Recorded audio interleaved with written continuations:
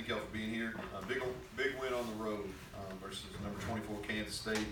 Been a difficult years, and we've been close a couple of different times now. A couple of missed opportunities, so to have a breakthrough was big. And proud of our staff, proud of our players for finally getting it done on Saturday. Huge weekend for West Virginia athletics. Coach Huggins and men's basketball, big win over Pitt, and then win last night. Men's soccer wins the conference championship.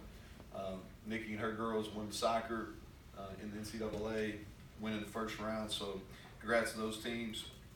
Quick recap on our game. Start with special teams. The negatives first. We missed field goal at the end of the half. That was big. I thought that was a great drive offensively.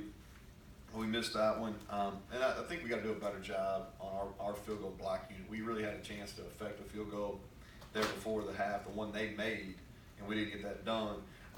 Positives outweigh the negatives, though. We won the field position battle. I thought we won the head-to-head in special teams. They had 0 punt return yards. Our kickoff coverage has been very good all year, and it continued on Saturday. And then the 51-yard field goal by Casey Legg obviously changed the whole last drive for Kansas State. They had to score a touchdown rather than have the opportunity to kick a field goal to win. And then the pooch punt that Josh had to set that last drive. They had to go 92 yards in that last drive. So great job by him.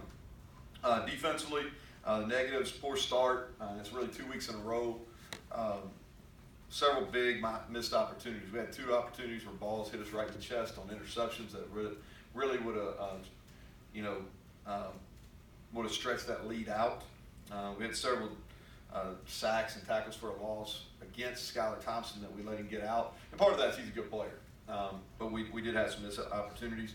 And then we weren't good enough on third down, especially some 9+ opportunities to get off the field we did not take advantage of. And then we've got to get better at our eye discipline and man coverage. And it's more of our inside players than our corners. The positives are we had 2 huge takeaways. The pick there for Akeem Bailey to end the game. And really excited for him just because he's been a guy that's really done everything we've asked. He's balled in. He's been fully balled in. Really going back to January, and for him to make that play, really excited for him. We limited them to 3.2 yards per carry. They're a team that really wants to run the ball. That's who they are. We made them pass the ball 39 attempts. That's not what they want to do. And then we limited their big plays after that early touchdown. And I thought second half, outside the first drive, we played really well. Offensively, the biggest negative was penalties. We had 6 penalties offensively. 2 of them, what I would deem selfish penalties that happened inside our own 30-yard line that backed us up and took away scoring opportunities.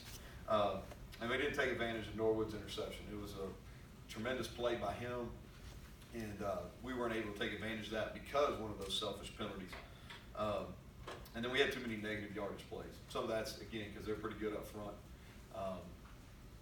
But we had too many of those. Positives are 0 turnovers. Touchdowns in the red zone, had 3 huge touchdown completions on third down. They were, I think, third in the entire country in third down defense coming in, so those are big.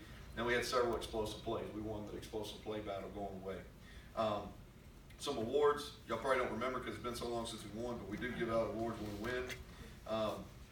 So starting with special teams, I think we released these on special team yesterday, just kind of give you some background or we released these on social media maybe yesterday, but give you some background on why these guys won the awards. Special teams player of the week is Josh Grouden, 51 and a half yards, net punt average, the pooch at the end of the game, and then he had a critical hold. This doesn't get talked about much, but if you go back and look at Casey Legg's 51-yard field goal, he made a tremendous hold. The snap was a little high, and he got it down. So he's our special teams award winner. Defensively, Sean Mahone, and he's played 3 consecutive games at a high level. In this game, he's our leading tackler. He had 9 tackles. He had a sack and 2 tackles for a loss. So I think he's playing the best football of his career. Offensively, George Campbell, and I'll say this about George. George has made as much improvement at the receiver position from July until now of anybody I've ever coached. And been doing it, coaching that position in particular for a long time. And can't say enough about him and what he's added to our program. But he had 5 receptions, really 2 games in a row where he's just been just under 100 yards. But he had 5 receptions, 92 yards, 2 touchdowns, both on third downs. And he had a tremendous play. It doesn't have anything to do with offense, but he had a tremendous play on punt where he flew down and got the tackle on punt. Our O-lineman of the week, Mike Brown, played every snap, by far his most productive game of his career. 94% on getting his job done, had 3 or 4 knockdowns, but he was our offensive lineman of the week. And then our scout team players of the week, and these are important, and this is kind of a culmination of maybe over the last 5-6 weeks. On special teams, Naeem Muhammad has done a great job, and he'll have a chance maybe to be in the mix a little bit on some special teams this week. On defense, Alonzo Adai, and a guy that we're excited about. He's sitting out this year to the transfer, but he's done a great job for us. And on offense, Grayson Malashevitz from Spring Valley, done a really good job for us. He's redshirting this year, but he'll be a factor for us down the road. Like how he plays, got great hands, can definitely help us on special teams. We'll play receiver here too. So, and then finish up the awards.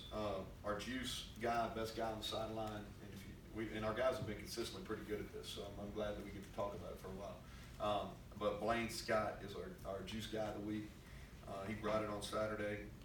And then community service. Our guys have done a ton of community service. We don't really publicize that. I don't think that's why you do it. But Adam Hensley has done tremendous all semester, and so he won our service award for this week. So those are our award winners. But much needed win, and a win that I thought that was our most complimentary game of football we played all year, where all 3 phases really had a hand in it. So turn the page to Oklahoma State. Oklahoma State 7-3 overall, tied for second in the Big 12, I believe. They won 3 consecutive games. They're playing their best football of the year. And Coach Gundy has really built a very consistent program. I think one of the top programs in the Big 12 over the last 10 years, averaged 9+ wins a year going back to 2010. So the consistency that he's built in that program is what we're working for every day here, trying to build. Kind of preview them special teams wise. Coach Gundy's always had very good special teams units. They've always had really good specialists, and that's no different this year. Their top wide receiver, Stoner, is their punt returner. He's a threat. And then they've been very good on both their coverage units, their punt and their kickoff. Their punt team is very similar to ours.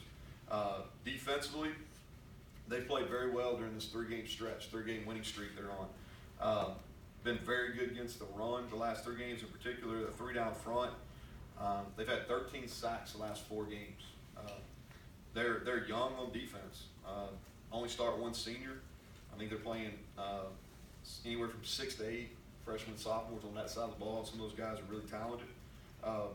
Been successful with pressure, especially here of late. Linebackers, number 11, number 20, both those guys run really well. That's part of the reason why they're playing the run so well here in the last 3 games. They got a defensive end who's a freshman, number 94. He started to really come on. He's really talented. I'm sure those guys are excited about him. And they've got where their veterans are at corner. Those corners have played a lot of football. They're long. They're physical. We'll have to be ready for those guys. And they got a safety that's maybe playing as good as anybody in the country right now at that position. I mean, look at his production over the last 4 games. He's around the ball all the time. That's Harvell Peel. And so they're playing their best football of the year here on defense coming in to it. And I think that's been a big reason why they've won those 3 games in a row. Offensively, top 10 offense in total offense. I think they're number 8 in scoring offense. And really, they've been consistently really good on offense going back to probably since Coach Gundy's been the head coach. Definitely since I started paying attention to him too, probably around 07 or so. It all starts offensively with Chuba Hubbard. I saw where Coach Gundy talked about him should be in the Heisman candidates, getting the invite to New York. I see no reason why not. He leads the nation in rushing. He's the complete package. He runs for power. He runs for speed. He's been incredibly durable. And he just wears you out. He wears you out. And so I'm in agreement with Coach Gundy that he's definitely deserving of being in the Heisman Trophy race for sure.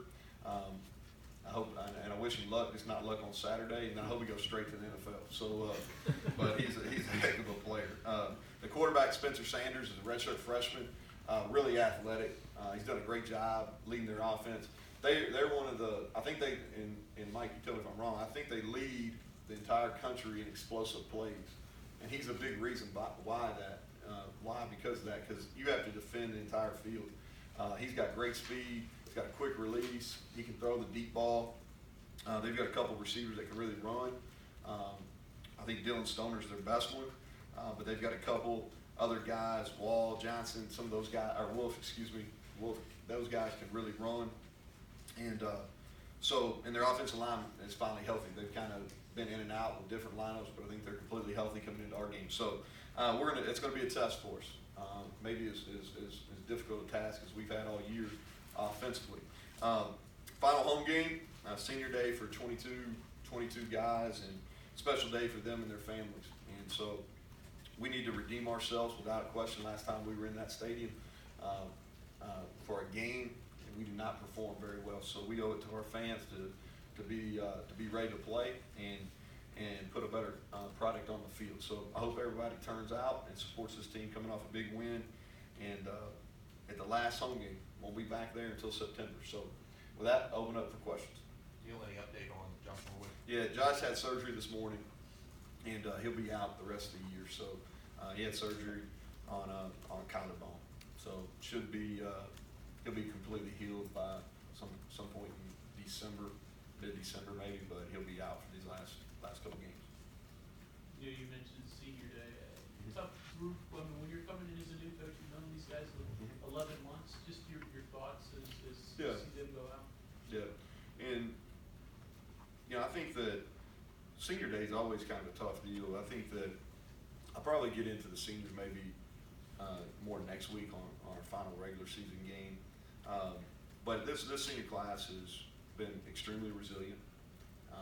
The thing that we are extremely young, I think, some of our struggles have been because of that.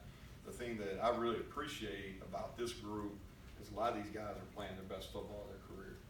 Colt McKivitz, King Bailey, Keith Washington, Josh Norwood, those guys, and that's just right off the top of my head. Those are guys playing really their best football of their career, and they've been invested in, which I appreciate.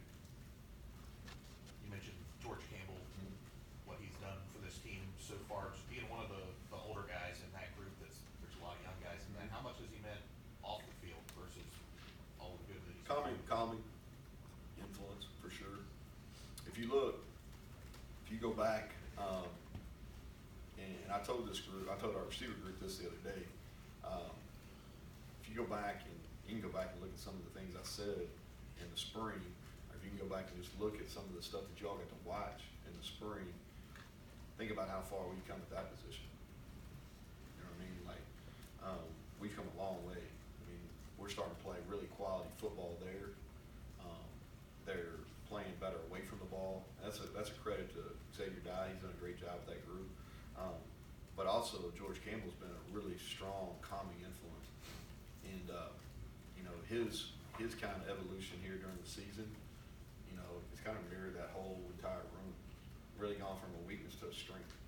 And so he's been great. I think I said this. You look at the grad transfers that we took, they've not only been really, really productive for us on the field, but they've been huge assets in the locker room. You mentioned, I think, Troy going over to on grad transfer. Has Campbell's evolution sort of restored your faith in one-year guys versus in multiple years? Yeah, and so Campbell, Groudon, Reuben Jones, all those guys are one-year guys.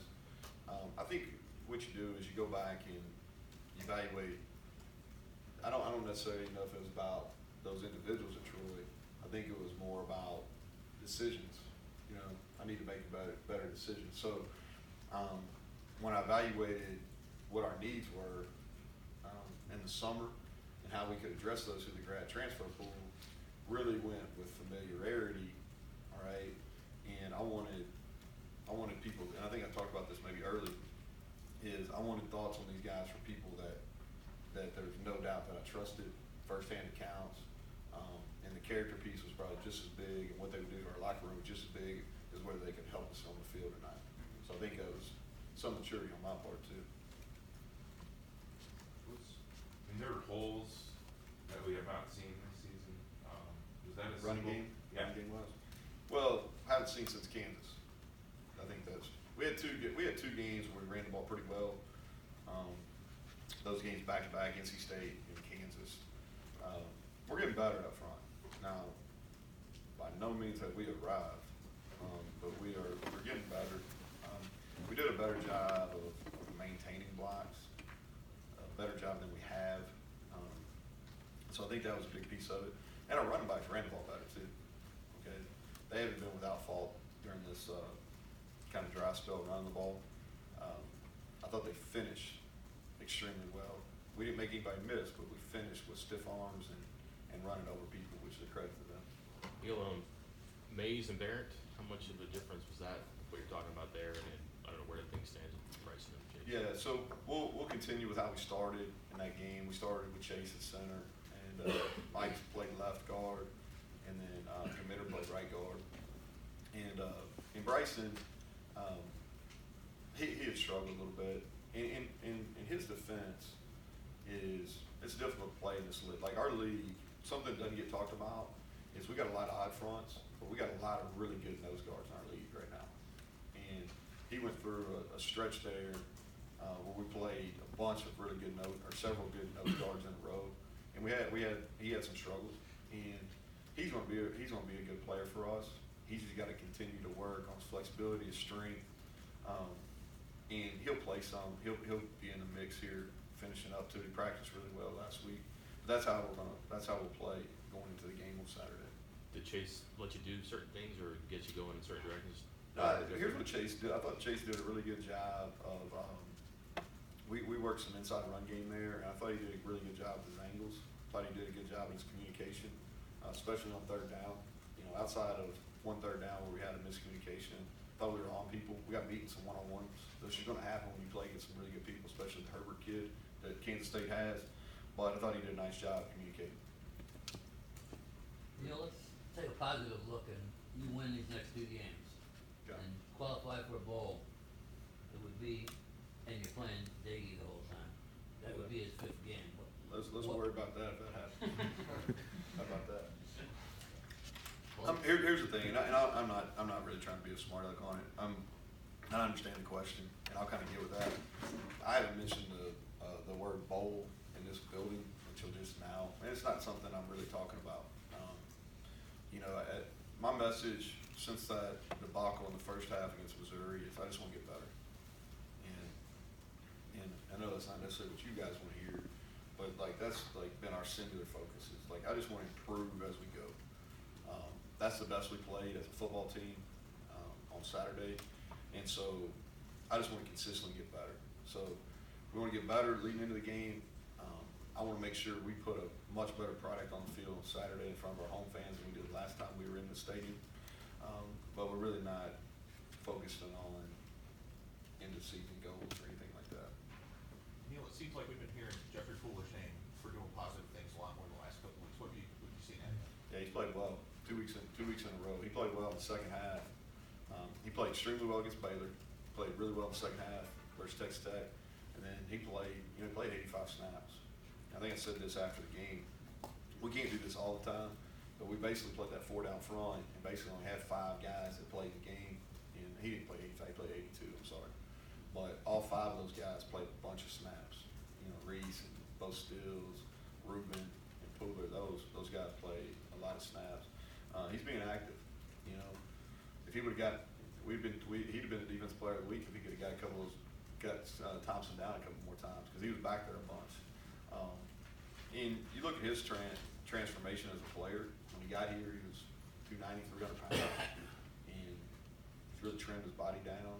We use these before and after pictures all the time. His unbelievable. I need to see if Mike can do the same for me, probably. But he's played really, really well last few weeks.